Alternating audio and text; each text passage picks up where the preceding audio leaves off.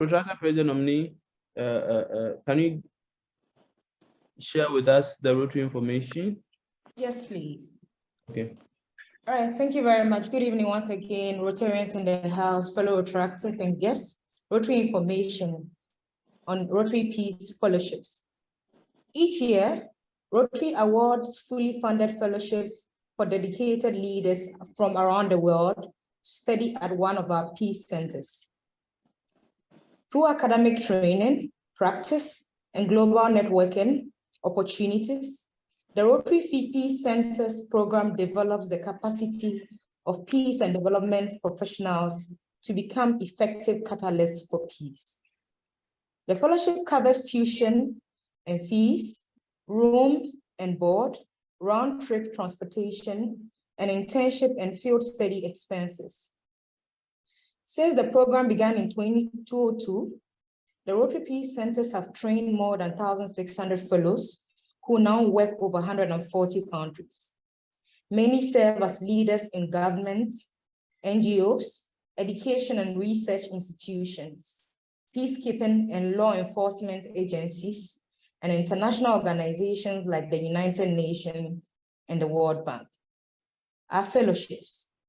The Rotary Peace Fellowship is designed for leaders with work experience in peace and development.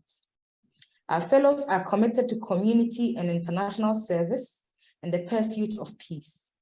Each year, the Rotary Foundation awards up to 50 fellowships for master's degrees and up to 40 for certificate studies at Premier University. Visit www.rotary.org to learn more about the Rotary Peace Fellowship Scholarship. Thank you very much, Rotarian President. Thank you very much, PN Lamisi, for a well read. And by way of information, the Rotary Peace Fellowship will be open this month, in the month of February, and you will have to June to May, I beg your pardon, to put all your documentations together. So I encourage Rotaractors especially who qualify to apply for this very important event, and also individuals like our speaker, who is already in the area of doing things in relation to peace, to also apply. There's one for professionals, also there's one for those seeking to do their masters. However, if you're a Rotarian, you don't qualify. I must issue that caveat. If you're a Rotarian, you are disqualified from applying. That's by way of information. Now to announcement, right? Anyone from the Rotary Club of Accra East to introduce to us our speaker for the day. PN Lamisi, you have the floor. Thank you very much, RP. P.P. Augustus, can you introduce the speaker? Are you in a position to do that? Okay, so I'm just gonna go ahead and do it. Sure. If that's okay with you, RP. Yeah, that's fine. That's perfect. Okay. You have a great voice, so it's perfect.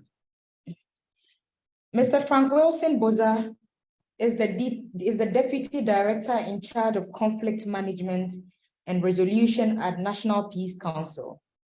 Formerly Programs Manager at Women in Law and Development in Africa, WODEV Ghana. He has a background in security, governance, human rights, gender, and he's a strong advocate. So without much ado, I would invite Mr. Boja to give us the talk. Thank you very much, RP. Thank you very much, PN Lamisi. Mr. Frank Boja, you have the floor, please. Thank you very much. I'll go straight to the point, and I'm very grateful for this invitation to engage with the Rotary Club. I think this is the Accra East, eh? Yeah, that's correct, please. Okay, good. In fact, I'm in so many associations that I think since 2010, I decided not to join the association again. I would have come to join you. Okay. The National Peace Council, as you all know, now is a national institution. It's a national institution because it has been established by an act of parliament since 2011. And we are doing a lot of work, but today we want to share mainly the functions of what it does. But it has also some historical background to establishing the National Peace Council, and we would like to speak briefly about it. One thing about the National Peace Council is that it was actually a foundation laid by religious bodies and civil society. There were a lot of conflicts in the northern part of the country, particularly in the 1990s. If you all remember, those of us who will be more than 30 years, if you remember, there was this Kukumba and Nanumba conflict that devastated the north. Boko conflict had been there close to 100 years. Then it also happened that the Dagbon, which is one of the probably the second biggest kingdom in Ghana, was also devastated by conflict, particularly around the 2000 up to 2004. And in all this, government will call on experts from outside the country to come and help in addressing the conflict. But the good thing is that the Catholic Church, under the leadership of one Father Nami, who until recently was the president of the Catholic Bishop Conference, when he started his work as a priest in the northern part of the country, did a lot to intervene in the conflict in the northern region. The good thing that happened is that he was able to resolve some of the issues by also liaising with government and all that. But at a point in time, the conflict became overwhelming to the extent that there was a need to even bring foreign experts to come in to help. Then we fall on some key Ghanaians like Emmanuel Bombardé and co.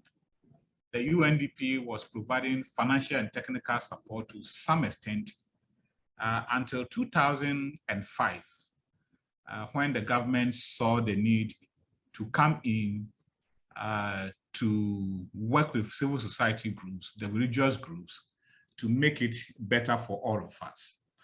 And today we have the National Peace Council. I think I've summarized the background so we can move on a bit.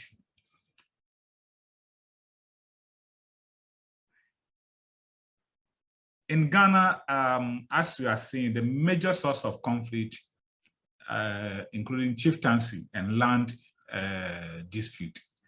In fact, just 2022, at the end of 2020, we have collated our all the conflict that we have dealt with in the year 2022. And chieftaincy is close to 50%, followed by land dispute. And in fact, it's a big issue to all of us. Whatever or wherever conflicts are now, there is some element of chieftaincy. There are other conflicts, including natural resources, political violence, mainly which happened during elections, election time, as we witnessed in the last election. Some places, violence led to death of some citizens, which is really unfortunate. There have been some number of coups d'etats in Ghana. We don't have to labor that, we all know about it. Ethnic rivalries and conquests had been some of the conflict in the past. Today, I don't think it's so pronounced. as we used to see in the past. There's also inter-party conflict between political parties, and then the intra. In fact, the intra-party conflict is so profound that some parties after the election will close down their offices. They can't even work. As I'm speaking to you, CPP and PNC are struggling hard to have consensus on who leads them even to the next election. PNC, for instance, has closed their office and all that. So religious clashes, even in the Muslim community, there is this issue of who is superior, Ahmadiyya, Sunnah, Tijaniya, and all that. In the Christian religion, it is the same thing. But I think what has happened also is that we are able to reach each other. We stay in the same house, in the same community, and we move on with our life. Football hooliganism, etc. Please move on.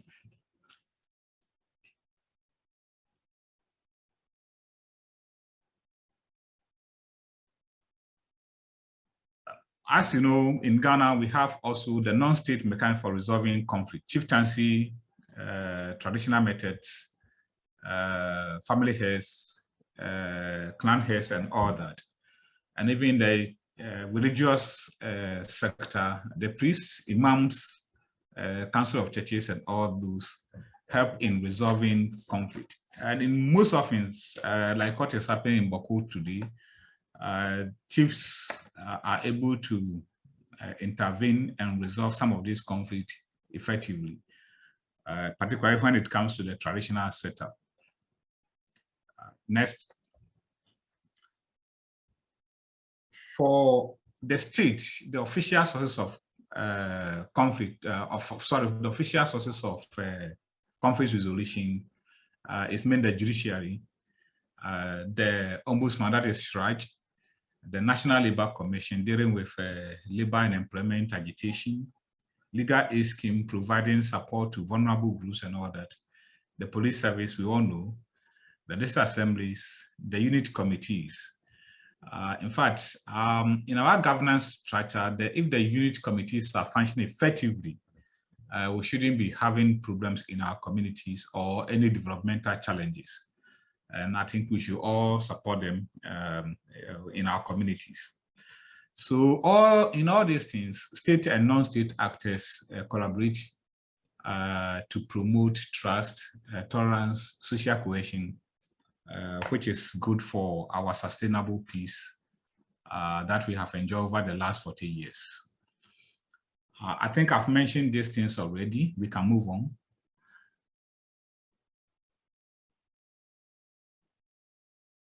We can move on.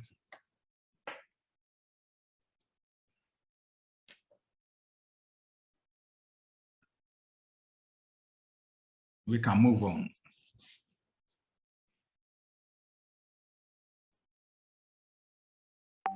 Okay, so what happened was that when all the troubles were happening in the northern part of the country from the 90s up to some part of the 2000s, there was the need to have something done to at least pave way for some form of peaceful resolution of the conflict. So there was this group that was established, Northern Regional Peace Advisory Council, NOPAC. And in this case, it was mainly to address the Dagbon conflict that happened in 2002. The reason is that the 2004 election was coming. They needed a peaceful environment for the election to happen. And if all the troubles that had happened were not in a way addressed, there will be chaos. So this NOPAC was established, one, to prevent further outbreak of fighting. So in a way, they engage the Dagbon citizens in terms of providing platforms for discussing their issues and promoting peace and also reconciliation.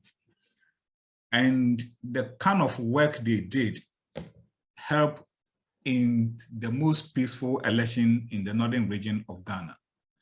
So after that, then there was this advice that even from the national security and then some government officials and civil society that kind of structure should be maintained, but should be refined in a way that will be better than probably the district advisory or the Northern Regional Peace Advisory Committee. So it expanded to even some districts. So in some districts, you have district advisory, district peace advisory councils, and they did a lot of work.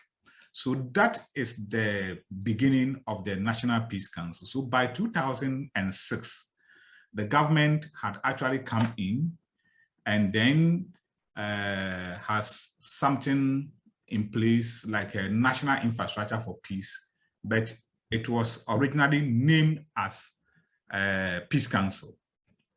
So this Peace Council, looking at the work that they were doing and the results that was coming out of their work, government decided in 2011, or let me say 2010, to introduce a bill to Parliament, which is the National Peace Council bill, which was passed in 2011, and the Peace Council, or the National Peace Council, was established.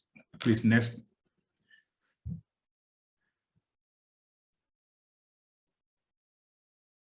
Next, please.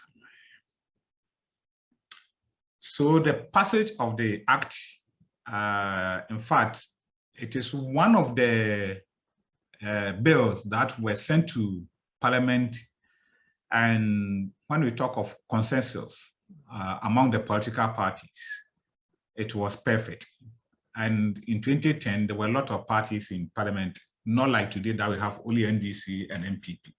So we have CPP, we have PNC, and some independent candidates, and all of them agreed to it that there was the need to have a national or peace architecture that would be there to promote peace, tolerance, and social cohesion among Ghanaians. And so it was passed and assented to by the president as quickly as possible. And so we have Act 818 establishing the National Peace Council. Next, please.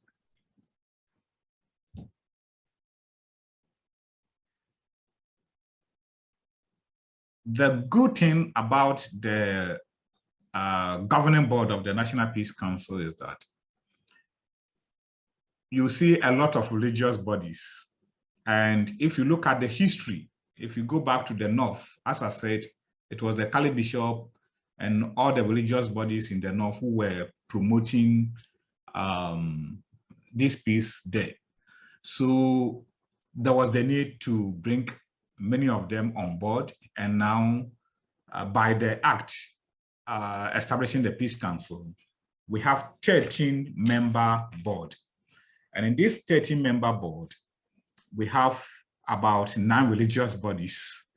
The Kali Bishop Conference, 1 person from Christian Council of Ghana, a representation from the Ghana Pentecostal Council, a representation from Council for Christian and Charismatic Churches, like the Ajinasare Archbishop Duncan Williams and co. 1 person from Ahmadiyya Muslim Mission, 1 person from the Al-Sunnah, 1 person from the Tijaniya, and then 1 person from the practitioners of African tradition or traditional religion. So the Numos and all the priests that we have in our communities and all that, at least there will be a representation. Last time there was a representation from the African what's the name? The Africana Mission. And now we have a representation from the Wulumo in Accra. 2 other nominees from the president. And in this case, one of whom should be a woman. And then 2 other representation from identifiable groups, and then National House of Chiefs. So the challenge we have now, though we haven't reached the challenges, one of the challenges we have is getting women onto the board. Because if you look at all the bodies that are representing the National House of Chiefs, the religious bodies, mainly male-dominated. So we always have this challenge of getting women on board.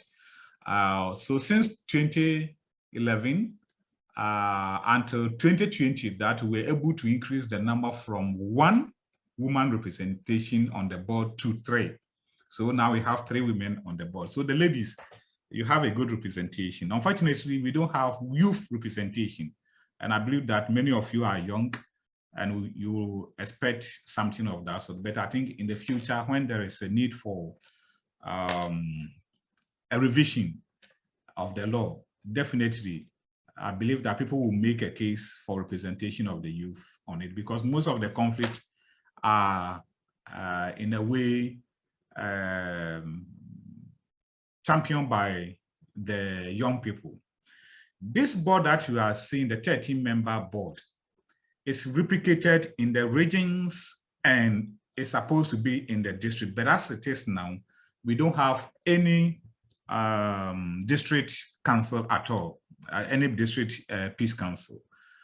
But we have the regional councils in all the regions. Some of them were just inaugurated in December last year. Next, please. The functions. Oftentimes, something happened and people will call Peace Council, why are you not speaking and all that. I want to put it to all of us that the Peace Council is a mediating institution. As a mediating institution, just like in recent times, we are seeing our Chief Justice, former Chief Justice, speaking and saying that she's no longer gagged. It is the same thing to us.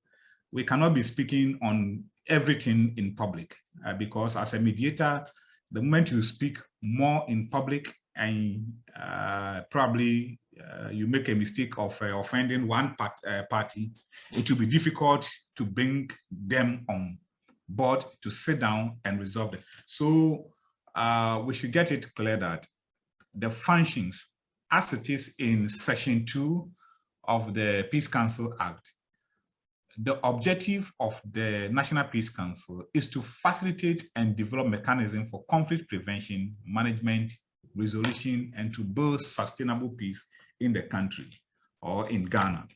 So these are the 3 areas. But the first aspect of the function, please, let's go back. Harmonize and coordinate conflict prevention, management, resolution, and build sustainable peace through networking and coordination. So we are supposed to harmonize and coordinate all the institutions and any action that will prevent conflict, that will manage conflict, and that will resolve conflict.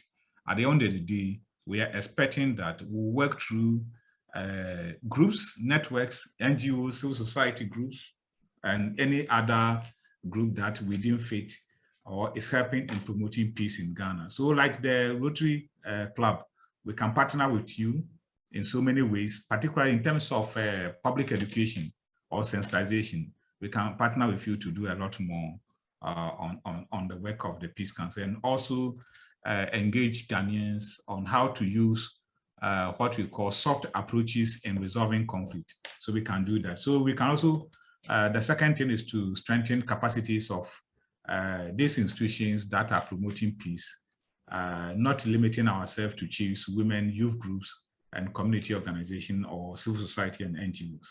We must increase awareness and non-violent means of resolving conflict. Next, please. So the strength of the MPC, one, is the participation and inclusiveness of all stakeholders in processes leading to the passage of the act.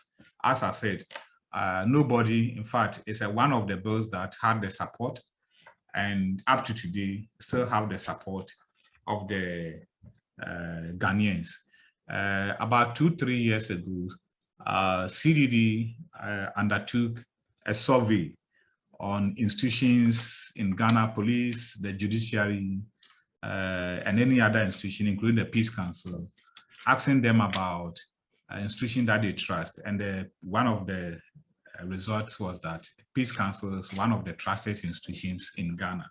So it's a good sign for us. In Africa, I would say that our strength is also showing in terms of the peace index, the global peace index. For the past 3-4 years, the National Peace Council, Ghana has been the second most peaceful country in Africa. And in West Africa, we are #1. So it's a good thing for us. And I believe that all of us, our tolerance for each other has promoted this. So we are Ghanaians and we must pat our back for this good result. The composition of the council is also inclusive. There are institutional representations. There's limited executive power in terms of appointment. So the Peace Council board is one of the boards that transcend government. So for instance, the board was constituted in 2016 when the election was over. The board was not dissolved. It was sustained until 2020. A new one was put in place. And after the election, when boards were being dissolved, we still have them in place. So indirectly, we have been given the leeway without governmental control to work for Ghanaians. So we don't have much control, we don't have external influence as such. In terms of the chairmanship, oftentimes people think that a chairman is appointed by any president. No, at the first meeting of the board or the governing board, they vote for one of them to become the chairperson. So if there's a competition, 1 or 2 or 3 contest, or there's a consensus, whoever emerges is the chairman, is the work of the governing board members, not any other person. The council is now in every region. The 4 new regions, particularly 6 that have been created, 2 have been fully established, but the rest 4 have just been commissioned. Uti, Northeast, Bono East, and then Western North, at the end of 2022, have been established. Please move on. Okay. The Act of the Peace Council encourages consensus building, and we use mediation more in our engagement in terms of interventions in conflict and all that. So, for instance, there is guns flying around in Boko and all those things. Oftentimes, we allow the security to do their work first, and then when there's peace, when the violence is stopped, then we go in and do the mediation. For a very long time, you could see that the place has been peaceful because of certain intervention, and then all of a sudden it escalates again.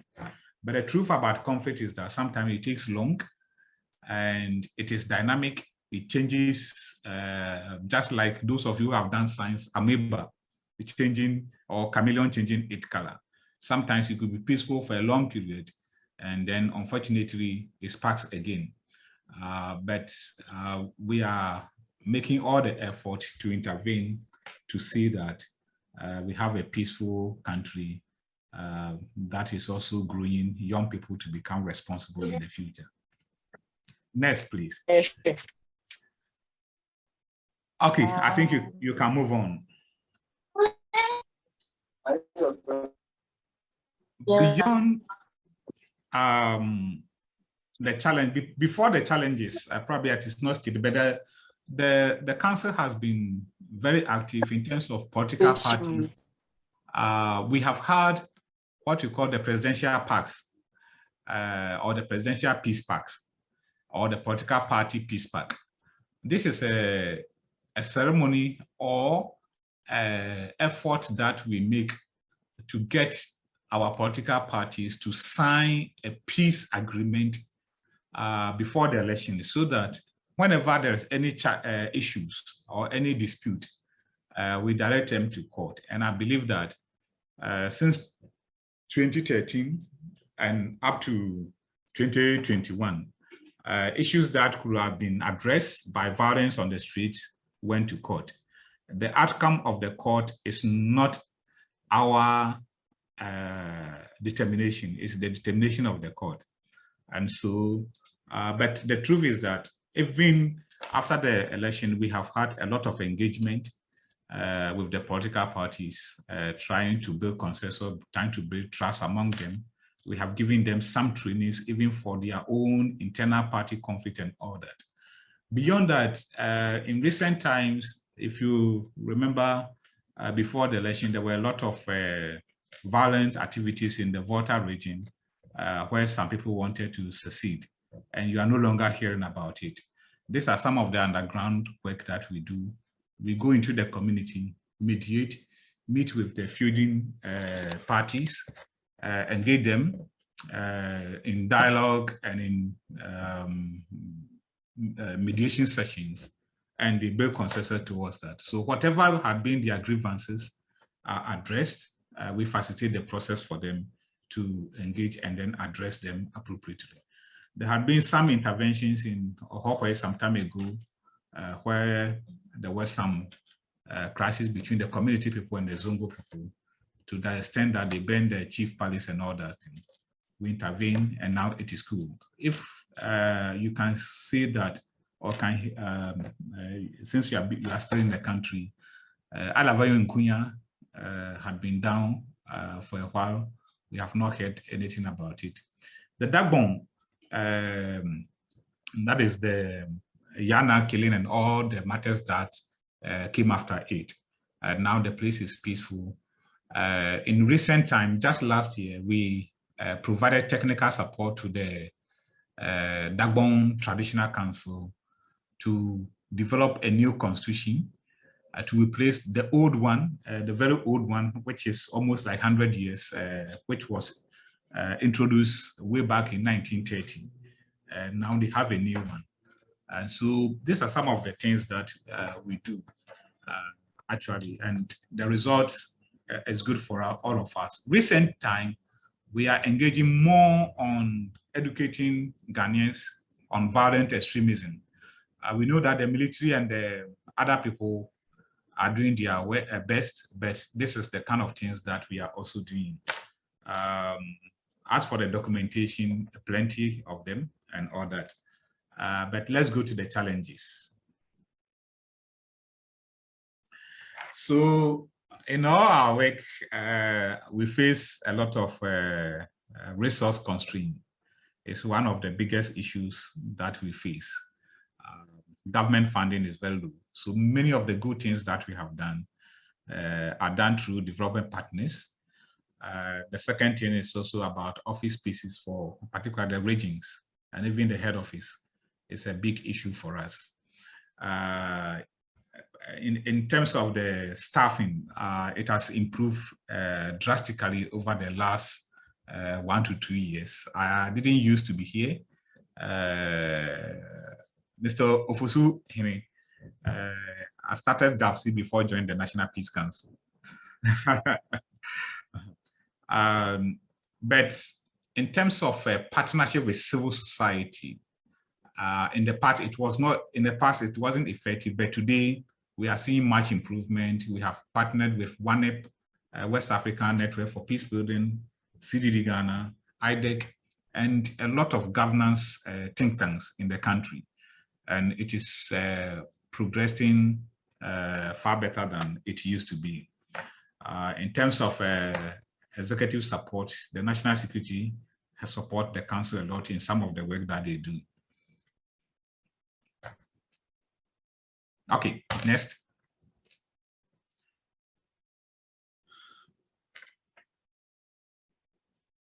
So for us, because Rotary is also a civil society organization, I will focus on future partnership that we should be deepening stakeholder engagement in terms of engagement with you and all that, so that all of us, at the end of the day, will bring peace to Ghana, or we sustain what we have had over the last 40 years of peaceful coexistence in Ghana.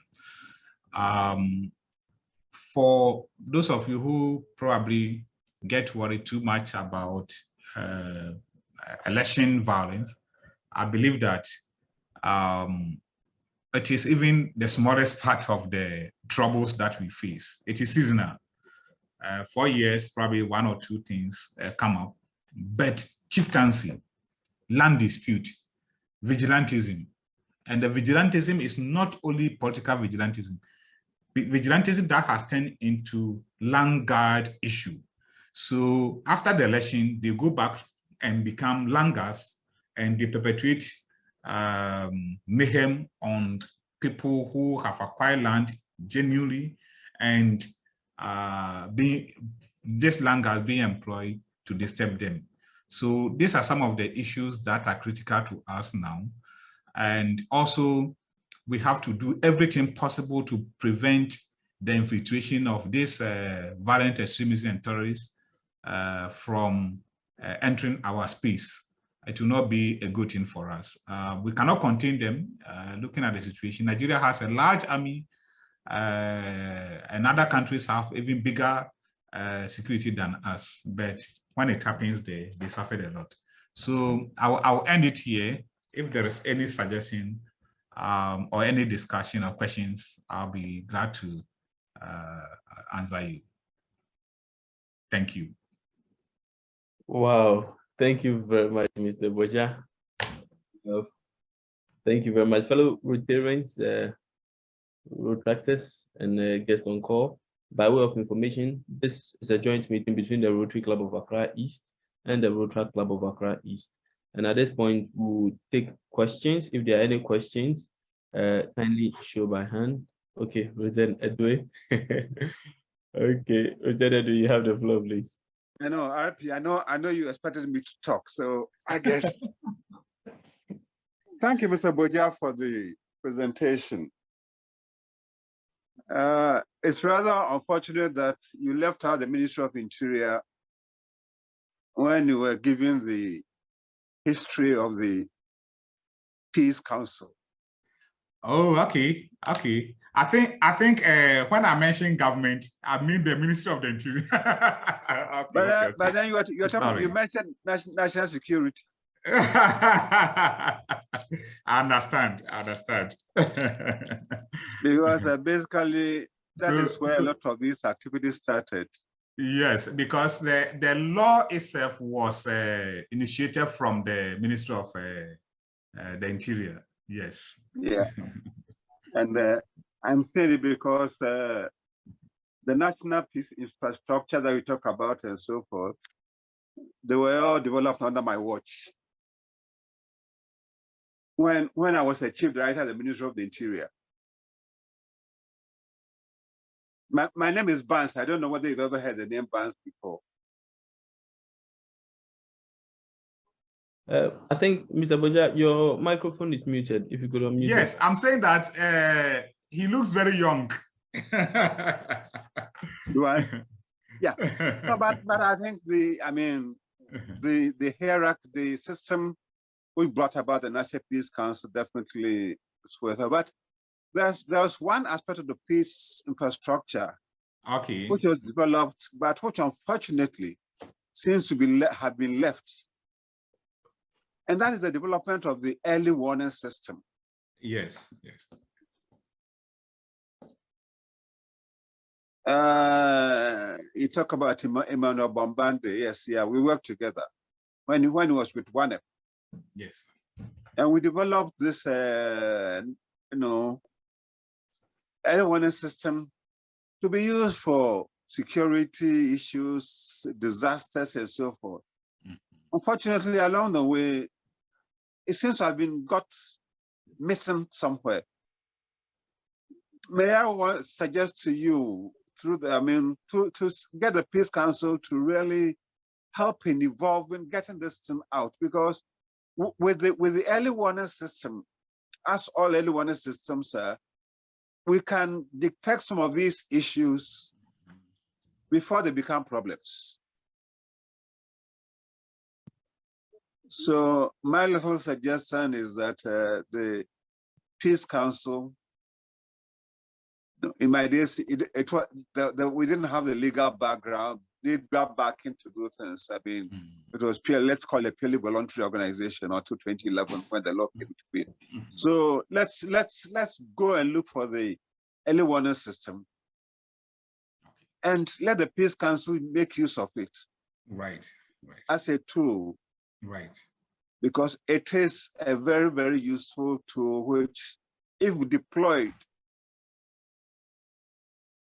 especially at the district level, will help us to address a lot of the issues before they become problems, for which we may need the police or the military to go and sort out. So thanks so much for the presentation, and I hope Ghana will become the peaceful country that we all admire. But I keep telling people that, yes, we say we are peaceful, but you know very well, there are a lot of things which are happening on the ground. They don't come out. Yeah. So that's why we keep talking about a peaceful country. And some of us who are very much involved in these things worry about all this every time. Ghana is peaceful, Ghana is beautiful. My brother, the day that all these small things join, we could be in trouble. So let's get this peace infrastructure properly sorted out with the early warning systems, so that we don't have all these small hotspots joining up for us to have a problem like it's happening in other countries. So continue with the good work. I'm sure people like Cardinal Texan will be very happy to see that this is where because we work together. Yes. To bring things there. So thank you very much for presentation. Thank you. Thank you, Senior Edwin. For the early warning system, in fact, I joined the council about almost 3 years, not yet 3 years. But before the elections, we had them a year before in the regions, because we even had limited resources. We clustered them, the southern sector, middle belt, northern, and all that. But the truth is that we need it seriously. But about a year and a half ago, the ECOWAS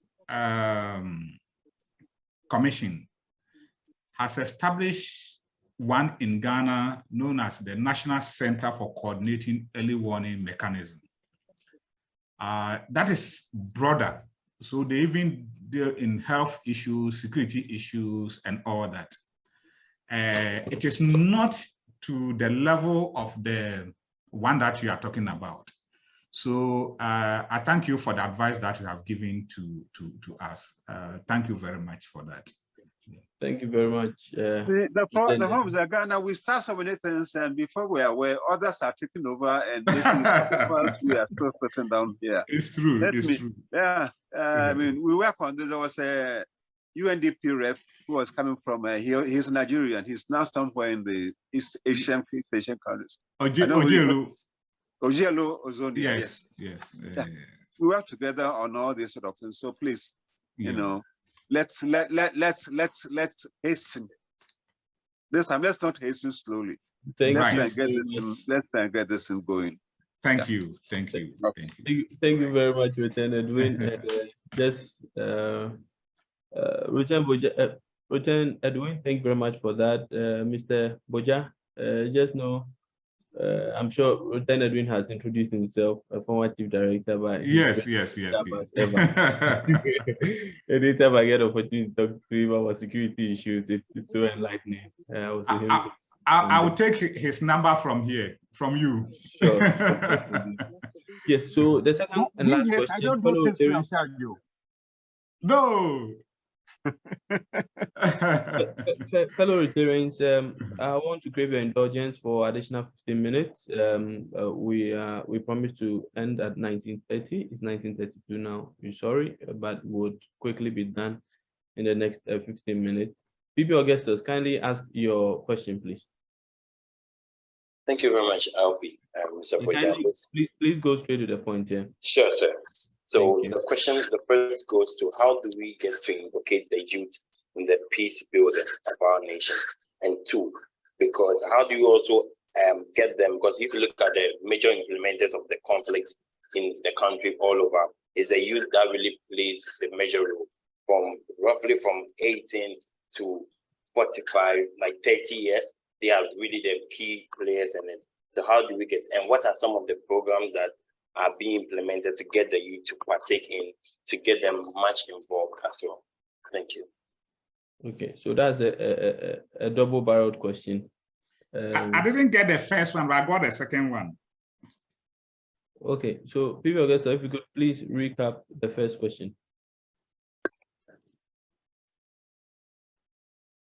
Hello, PP Augusta, okay. The first question, please. Sure, sir. So the question is, how do we get the youth much involved in the peace building nation? Please can you hear me? Yes, how do we get the youth involved in the peace building process? Is that your question? Sure. Okay. All right, thank you. Yes, sir. Yes, thank you. Please proceed, Mr. Boja. Okay, in fact, as I said earlier, we have actually identified a gap in terms of the representation. There's a huge gap where we don't have any youth representation. But in terms of programming, we engage the youth even more than the older generation. The reason is very simple. Any conflict is in a way probably not fomented by them, but they are used as conduit in perpetrating the violence. So in recent time, for me, from my background as a gender activist and all that, what we are trying to do is that in any activity that we have, we try to set out a criteria for selection of participants. And in this case, we are pushing some percentages for women, for the youth, persons with disabilities and all that. So in terms of programming, we have done a lot. Last year, for instance, many of the engagement were with the youth, to the extent that we had to build the capacity of student leaders across the country, clustering them in the for like northern part of the country, starting Middlebelt, to bring the student leadership together to dialogue on how we should all maintain the peace of the country, particularly after all the troubles on the university campuses, University of Ghana, Kwame Nkrumah University of Science and Technology, and some student unrest in Kumasi. We decided to intervene on that by giving some kind of capacity training to the younger generation. But for us, as I'm saying, we have developed a criteria that is robust, that is inclusive.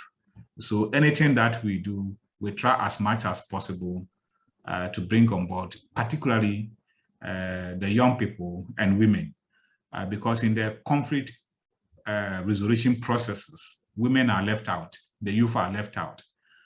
And so there is that effort to bring them on board. So my brother, probably it will be, we are going to do better from this time onwards. And I wish that when the review of the act comes, we should be able to make room for our youth to participate fully in the conflict management processes. Thank you very much, Mr. Wilson Boja, for that. Andrews, I have to acknowledge my mother, Dr. Nana Ajimamesa. Ah. Yes. I'm very happy to see her among the participants. Yeah. Within Rotary Circle, she's Assistant Governor Nana. AG Nana, would you want to show appreciation to your son? Yes, she's my mother. Very well. Forget about my gray hair. Hi, Frank. How are you? I'm very fine, madam. I was very happy to find that you were talking this evening. Actually, RP sent me an invitation. He often does every Thursday. So, right. Yeah, I had traveled. I just got back from Takwa and Damai this evening. Yeah, and decided to. This was great. Thank you very much. Continue with the good work. Yes, in fact, we are having a lot of challenges with the mining areas too. There are a lot of conflict there, actually. I see. Yes. We'll talk then. We'll talk. Right. I'll give you a call. Because I was there actually on within the context of human rights impact assessment. Right. Thank you very much, madam. Mr. Boja, it looks like you have a lot of Rotarians to meet. I guess you have to be a Rotarian yourself. Indeed. I think I'm looking forward to more partnership within Rotary and the National Peace Council. No problem at all. No problem. I'm of the firm belief that we have a lot to do. And no problem at all. You might. My thesis at the master's level is largely on the role of state actors. Right. Using Rotary as a case study, and it was quite evident after the okay. Anyway, I think would invite PN Lamisi to give the vote of thanks to our guest speaker. PN Lamisi. All right, thank you very much, RP Andrews. Good evening once again, Rotarians on the call, fellow retractors and guests. Mr. Boja, thank you very much for the very insightful presentation. I know everyone on the call must admit to have learned something new today. You took us through the formation of the Peace Council, through to the conflict the history of conflict that have happened. And also you took us through the composition of the board of the Peace Council and mentioned the gap that there is in on that board. And for us as Rotaractors, especially as youth, we are glad and very, very happy to be hearing these sort of things. I'm particularly happy you mentioned that there's a female representation on the board. I'm very, very excited about three that. of them. Since its inception, this is the first time we have had 3. Good. That's excellent, because I know that women are excellent champions. So that's very, very exciting to know. So thank you very much for the talk this evening. On behalf of the Rotary Club of Accra East and the Rotary Club of Accra East, we say thank you so much for the insightful presentation. Thank you. Yes, but by way of information, we'll be presenting the certificate to you in hard copy soon enough. And we also want to ask you these 4 questions: that all what you told us, is it the truth? We want you to respond, please. Okay, so is it a truth, yes or no? Yes. Is it fair to all concerned? Yes. Good. Will it be goodwill and better friendships? Yes. And will it be beneficial to all concerned? Yes. Awesome. In fact, I have this thing in my diary. You have it in your diary, very well. So